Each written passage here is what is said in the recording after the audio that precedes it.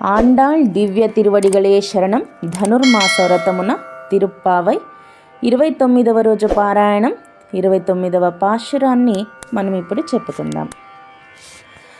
சித்தம் சிறுகாலே வந்துன்னை சேவித்துன் பொத்தாமரையடியே போத்தும் பொருள் கேளாய். பெத்தம்மே துண்ணும் குலத்தில் பிறந்த நீ குத்தேவல் எங்களை கொள்ளாமல் போகாதோ. இத்தை பறை கொள்வானன்று காண் கோவிந்தா.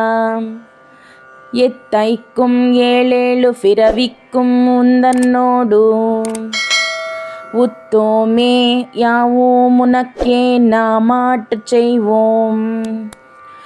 மத்தை நம் காமங்கள் మాతేలోరెంబావాయ్.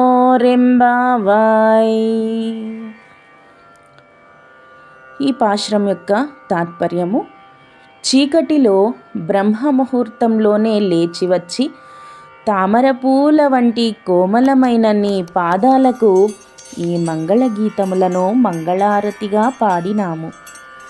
మమ్ము ఇంకా ఏ కోరికలు లేకుండా ఉన్నవారినిగా చెయ్యి స్వామి.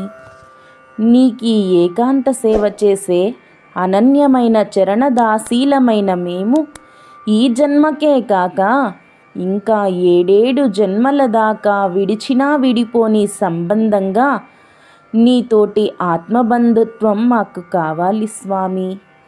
సాక్షాత్తు పరమపద నాథుడవైన ఓ నారాయణ, నావాడ, మాయ తెలియని గొల్లల గోకులంలో పుట్టావు. నీ దయ వలనే కదా గోవులను మేపిగాని తర్వాత గాని మేము చల్లది అన్నాళ్ళు తినిన గొల్లలము. నీకు దగ్గర బంధువులైనాము. నీకు నిత్యము అంతరంగ సేవలు చేసే అనంత, గరుడ, శ్రీ మహాలక్ష్ముల వలె మేము నీ నిత్య పరివారంలోని వారంగా చేర్చుకో స్వామి.